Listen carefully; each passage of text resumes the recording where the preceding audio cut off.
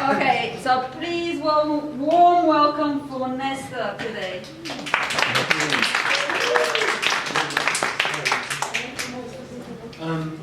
First of all, thank you for inviting me, and thank you all for coming to this talk.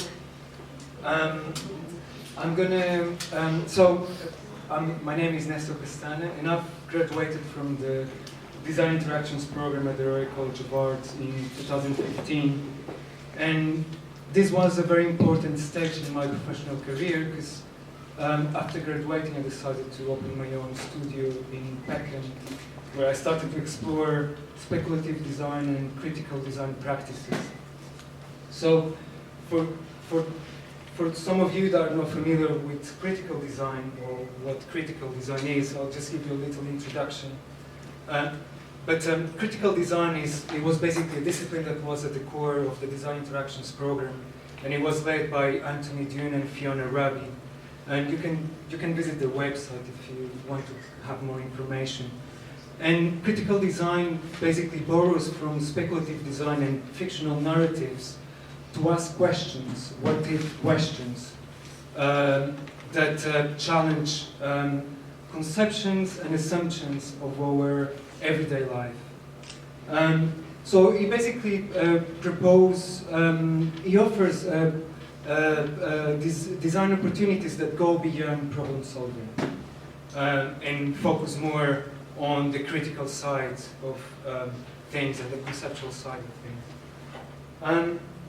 So my take in this sort of area, from a very early stage in my life, I was interested in fictions.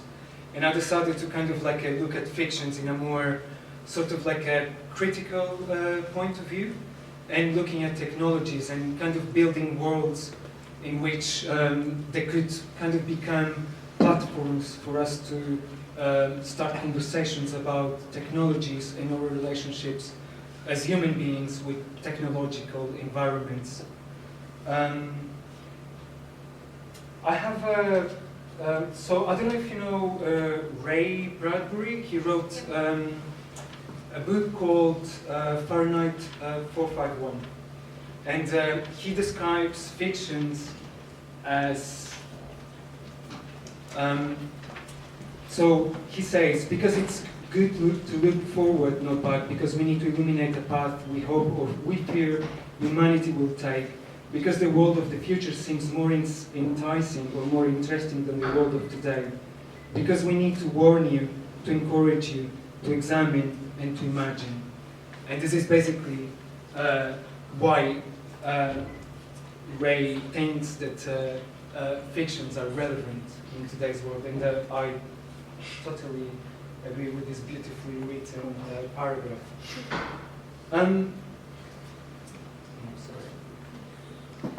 So I'm interested in the materiality of things, and in particular in the materiality of human beings in relation to technology. Not only humans, but also objects and all of these intricate sort of forms and shapes that we design. And obviously this relation between humans and technology deals very much with this concept of posthumanism. If you're not familiar with this, but if you are interested in this sort of topic, there's a very good book wrote by Catherine Hales entitled How We Became Posthuman. And basically what she says is that posthumanism embraces the idea of a human being not only defined by its biological body, but most importantly, by its contemporary technological environments. This perhaps sounds a little bit too abstract and philosophical, but I'll give you a more practical example. So for example, in today's world that is defined by information and data, so your phones and all of these web-related technologies, they work because they are built within a code. This is the human genome, a section of the human genome code, which, as you might know, it's basically a translation of our materiality into information sort of code. And this is basically a good illustration of how we as human beings, because our technologies are based on information, we feel that we need to understand ourselves within information, within the technologies that are that exist nowadays. With this in mind, for my final project at the RCA, I produced 2 different films. For this talk, I'm just going to focus on the Infumis. But basically, I was quite interested at that time in what will come after information, what sort of technologies will kind of be more common in an era that is beyond information. And I was just speculating what if that was biotechnologies, because biotechnologies is an emerging technology, and I just thought that perhaps that could give like some sort of like opportunities to produce something about it. So this, before I show you the film that I produced, I think it's also important when you build fictions, or even for your projects, perhaps, to contextualize them in time and space. And this is a diagram produced by James Auger. He was one of the tutors that we had in the RCA, and basically explains more or less how to place a fiction, or to build a fiction within time and space. I'm going to go through it very quickly, but again, if you want to have a look in the internet, you will find this and a very more detailed information about it. But basically, the way it works is, so you have this y-axis, z-axis, y-axis, yeah. So you have this axis here, which is the here and now, so it's the present. And then you have this axis here, which is time, so it's a projection into the future. So these dots here, they represent technologies that were developed in the past, or they were invented in the past, and they are now projected into futures. So these futures can be belong to the past in relation to the here and now, or they can be projected into the future. Now, if you think about fictions, and if you want to relate your project to a technology, perhaps you might choose one of these technologies. And sorry, I forgot to say, the further up you go, the more emerging the technology is. So for example, if you focus on, I don't know, like a random technology and want to build a fiction, then you might, like for example, if it is an emerging technology, you might place it far in the future. The only problem with, I mean, it doesn't have to be a problem, but the only particularity with this is that the further you go into the future, the more problematic it becomes for people in the here and now to relate themselves into the narrative that you are trying to build. So, and obviously if you go very, very far in the future, then it becomes like fantasy. So for the Infumis, I was interested in dealing with an emerging technology, and I was interested in kind of like going into kind of like a futuristic scenario. And the reason why you will see is because I was interested in kind of like picturing a dystopian scenario that didn't want to happen. So I decided to kind of like push it in the future a little bit. So very roughly, so I was interested in that time in exploring the Anthropocene and how human-made actions within this planet are transforming it. So this is basically like just a basic information about the CO2 levels. I mean, obviously these are graphs from 2015, 2016. So they might be all wrong right now. But so I kind of like I was working with scientists and experts within this field of climate change, and I was quite interested in that subject and in the fact that most of these people there were a little bit pessimistic.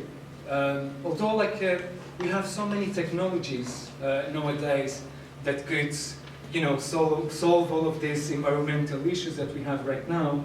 But for some reason, some reasons are actually quite obvious, economical reasons, political reasons. But some of these technologies could, solve some of the issues that we have nowadays. But they are not being implemented, perhaps as we would like to. But all of this pessimism. I don't know, I just found like an opportunity here, like a design opportunity to use pessimism as a design tool. And this is a quote from Joshua Dienstag. And he says that pessimism is a way to edify us about our condition and to fortify us for life in a disordered and disenchanted universe. So for the project, I was interested in exploring the aesthetics of pessimism, so abstraction, darkness, and all of this very pessimistic aesthetics.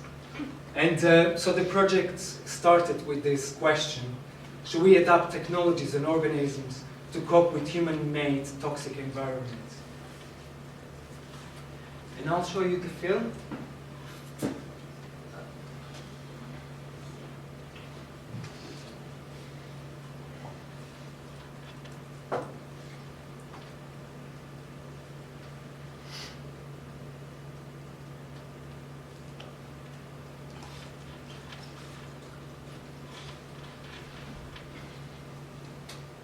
I kind of need sound. You have sound. I need sound. I think you have it. Oh, I have it. Okay, We perfect. were playing last course. Should it be?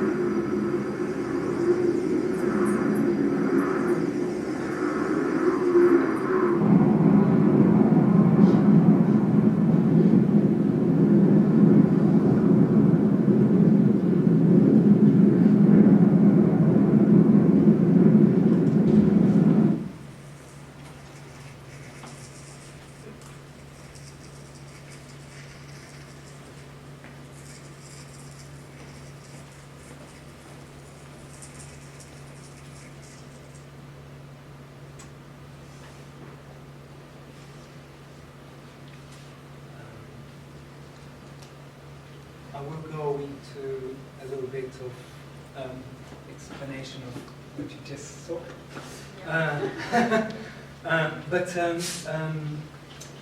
So basically, I decided to focus on pollution originated from, as I said, human activity.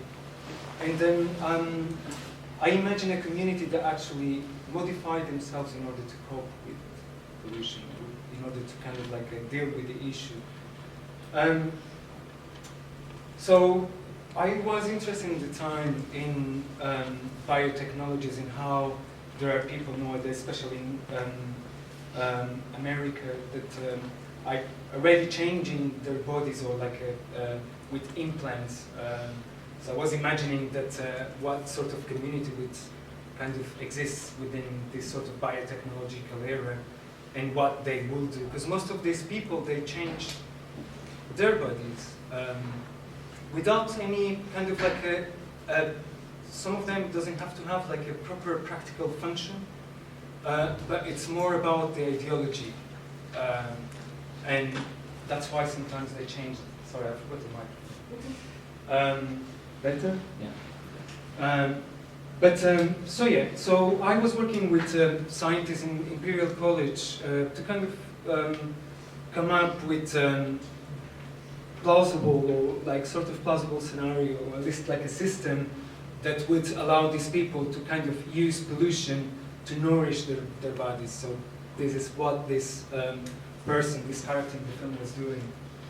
And so we had a series of like chats and brainstorms, and then we end up with kind of like this sort of diagram that is basically like using hairs to kind of like filter the air. And for me, what was interesting is that it sort of borrows from the classic horror films. So, films from the 60s or 70s, and I was interested especially in that sort of aesthetic. And that's why I was kind of keen to use like hairs as a way to kind of deal with these pollutants in the air. So we developed this diagram. I'm not going to go into much detail, but I can just explain you very quickly.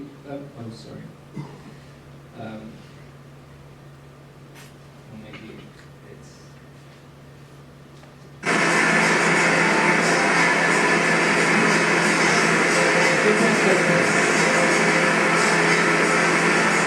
Sorry, I need to. Yeah. Really sorry. Technical problems.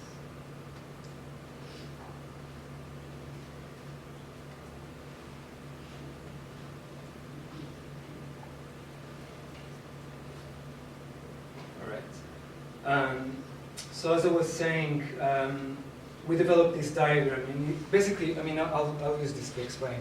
But basically, the way it works, it's so cars, they produce something called hydrocarbons, and that is a very harmful pollutant. But there is a bacteria that is able to kind of synthesize or eat, let's say, these pollutants, and as a byproduct, it produces sugars and some other nutrients that I don't remember very well right now. But so this is all, pretty much what exists nowadays.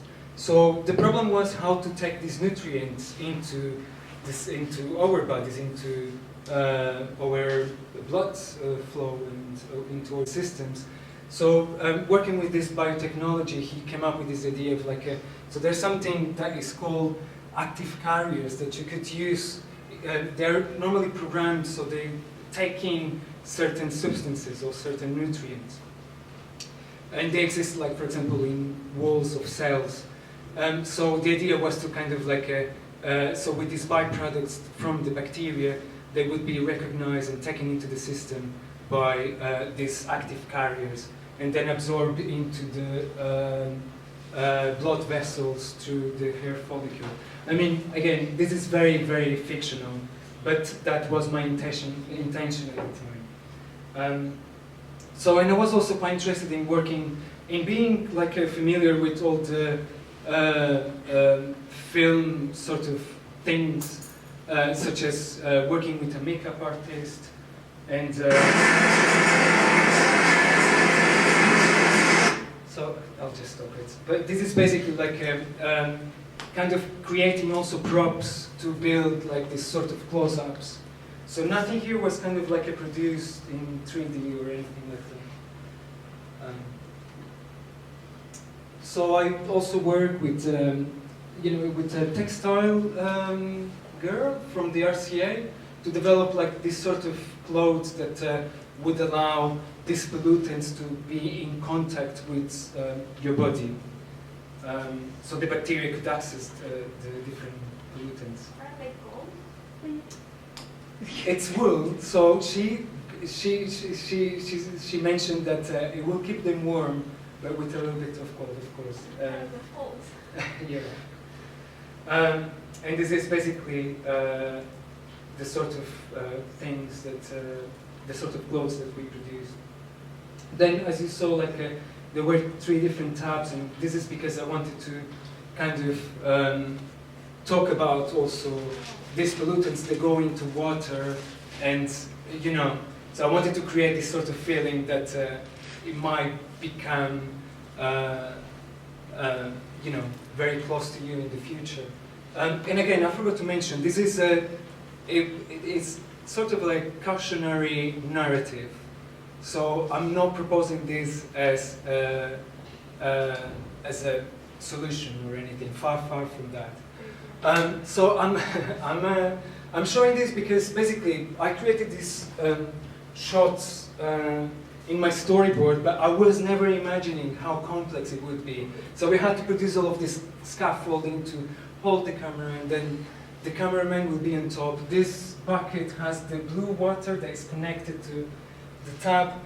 So it was a simple drawing and a simple idea that became quite complex to produce. I was interested in using like this sort of industrial landscape, and I had a friend that was he was a guard in this sort of theater, and so I kind of like borrowed his place and placed some green screens to kind of replace with animations, and there were lots of post-production like this. And that's the end of this project. I now have another project that's a little bit different and is more related to objects themselves. And this is a project. What was he smoking the fag for? He was smoking the fag because it was to talk about a toxic environment. Had to hydrocarbon. Yeah, and he had. He wanted to do it.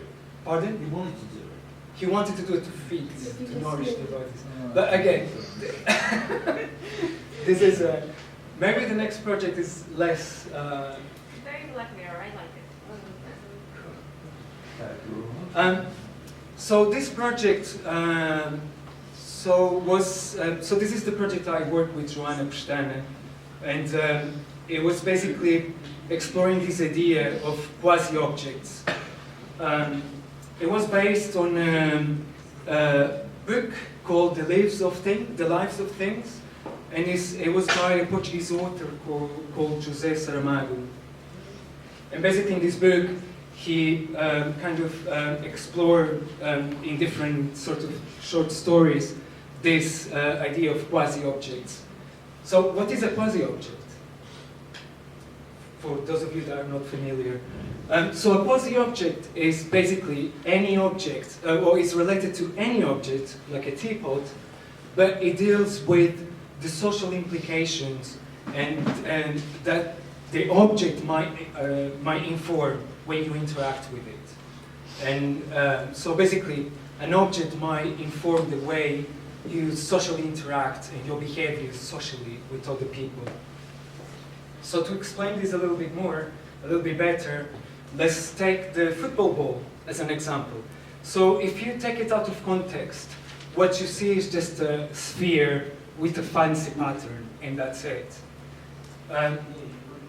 But when you put it in context, you start to see all of these dynamics, like so people run after the ball, like there's a lot of people gathering around the ball, and so the ball has this power to even build global industries in dynamics and an economy and all of this.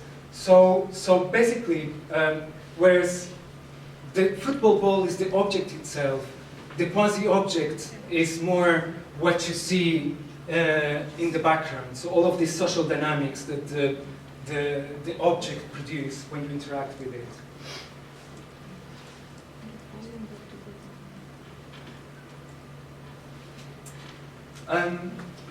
So for example, let's go back to the teapot.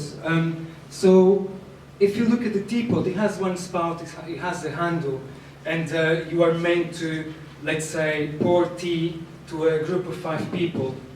And when you pour the tea to that group of 5 people, you might have people that are female, males, and you might have the queen there. And you have to think who's going to go first and who's going to go second. And if the queen is there, perhaps you will serve the queen first. If, for example, there are women and men, perhaps you would pour tea to women first and then the men. So basically you can start talking about hierarchy and gentrification and all of these things. And you are not fully conscious of this. This is happening in your brain in the background, but it's informing the way you think. But for example, if a teapot had 5 spouts, then when you would pour tea to a group of 5 people, all of those people in the table would have to, prepare the cup so it would receive the tea all at the same time, and you wouldn't have to think about any sort of who's going to go first, who's going to go second. I mean, for the product designers, this is basically a quasi-object, so it has lots of functionality problems. I mean, obviously, the tea would pour more here, but if you look at it, that's the social implication that it has. So it's more like looking to the conceptual value of the object. But for example, if you had a teapot like this, you would serve it to use. It's quite individualistic, while quite selfish. And for example, if you had a teapot like this, you might think that 3 people could place their cups in a line and all of them will have tea, but perhaps what will happen was that the first cup will receive more, and then less, and then perhaps nothing. And these are the quasi-objects. So we started a series of workshops with this question. If the shape of an object informs social interactions, could it also inform the decision-making of an artificial intelligent AI object in a strong artificial intelligent time? And especially nowadays that artificial intelligence is kind of like becoming more and more common in our lives in a small scale, but it's very likely that it will become quite powerful in the future. So we found this relevant, in terms of framing a series of workshops. So we developed a workshop in Lisbon at Arquivo 237, and it was supported by this organization called Study in Portugal Network. So all of this, these were the students from the US, and they were doing an interchange sort of program. So some people from Portugal would go to the US, and they would come to Portugal and have a different experience. And for them to experience Portugal fully, they wanted to kind of build a workshop that's pretty much related to the culture of Portugal. And because our workshop was already, based on a Portuguese author, then we thought that it might have been, it would become like a really good platform for us to kind of explore and experiment the concept. And it went very well. So we divided the workshop in 3 different stages. So the first one was just a simple brief. This was a 3-day workshop. So the first day, we briefed the students to bring an object that that were related to Lisbon. This could be any object as long as it had a clear function. so they could then redesign that object and so to meet kind of like a certain sort of ideology, but this or way of thinking, but to change the interaction with that object so it would become more shareable or more individualistic. But you will see the outputs later. Then we developed a game that we called the ontological board game, and it was based on a book wrote by Bruce Sterling called Shaping Things. It's really interesting, and it talks about the history of objects and how our society has become addicted to this thing called gizmos. It's super interesting. You should definitely read, and it's super easy to read.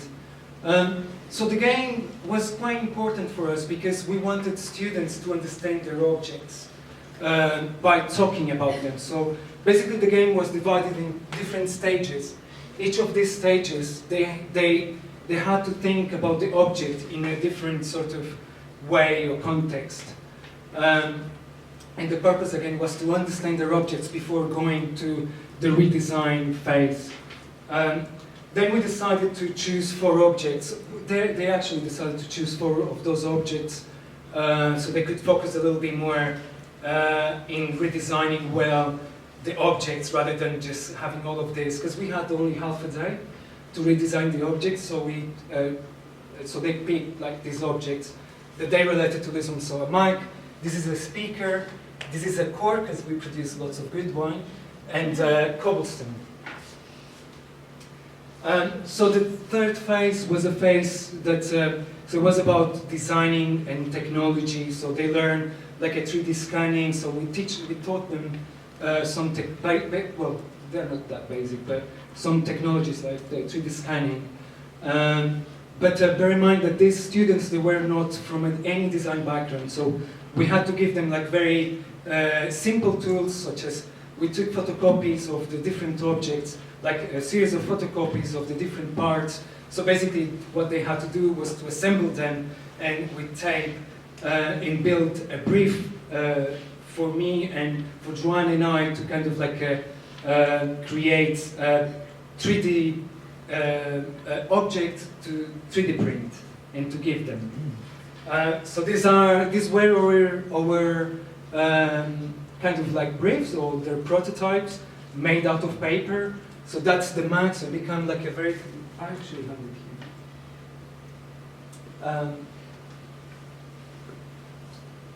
So I'll just show you 2 of them. So this is the Mac that they produced. I don't have any pictures of the 3D prints because we never received them. But so this is a Mac that. So basically, for them, they wanted to. When you drink, they wanted to have more people involved, so everyone would have to have like this go and sip all together. Yeah. So it's quite interesting. Again, this should be thought as a conceptual object, because obviously, in terms of the functionalities, it has lots of problems, as you might imagine. But conceptually, I think it passes the idea quite well. And this is a speaker. They produced a speaker that would fly. And so it was kind of a drone, and they wanted to share music with everyone. I think perhaps it would become a little bit annoying as an object, but this was their proposal. Then there's the cobblestone that they produced, that I think for them, they think, I never understood why, but they basically said that if a cobblestone was triangular, it was more shareable. That was their thinking. I've never understood why. Why wouldn't you share it? I don't know. But I think it's a beautiful object, so I decided just to show it. And the last one is like a cork that, so for them was, the cork would be like something, so for them it was quite complex because they were like going out quite a lot and buying bottles of wine and always struggling. They didn't have any bottle opener. So they were thinking like maybe if the cork was already had something to open, then it could be like easier and something to share a little bit more. Again, there are quirks, like not exactly like this, but there are perhaps other ways. But again, these were not design students, so I was quite impressed with the quality of the work. So this is the last project I want to show you, and it's a collaboration with artists Onkerkuler and Noam Toren. I don't know if you're familiar with them. They sometimes collaborate with each other and invite other artists to collaborate with them. So I was lucky enough to be invited for this project called Nasculo Nanaris. And it was on display as part of King's College Paths to Utopia. And it was on display in the Somerset House. So the project, conceptually, the project was, so we were kind of interested in looking at the 20th century anarchism and how linguistics might be used in order to kind of like think and challenge current political systems. So the kind of like the sort of premise of sociolinguistics is, so the field of sociolinguistics, sorry, is based on the idea that a language can be fully understood if removed from its social context. So what this means in a kind of like more basic words is that the way that you speak is informed by the way that you think, it's informed by the way that you behave socially with other people. So we started with this question, can we create a fair framework to think about utopias through the way a language is thought?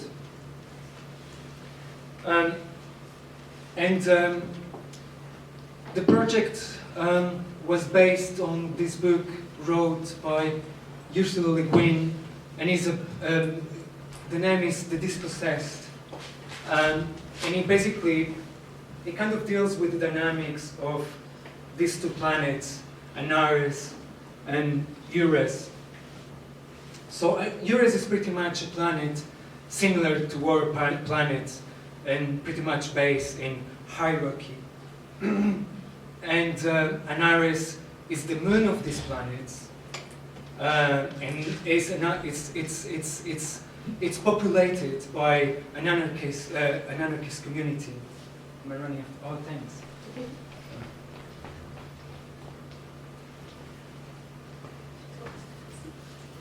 Pardon? Okay. So for the project, we focus on the planet Anaris and the anarchist society. And again, because our interest was in sociolinguistics, we decided to build a language that was already kind of like mentioned in the book, not fully, but we worked with scientists or with experts, linguistic experts, in King's College to actually develop the language. And the language was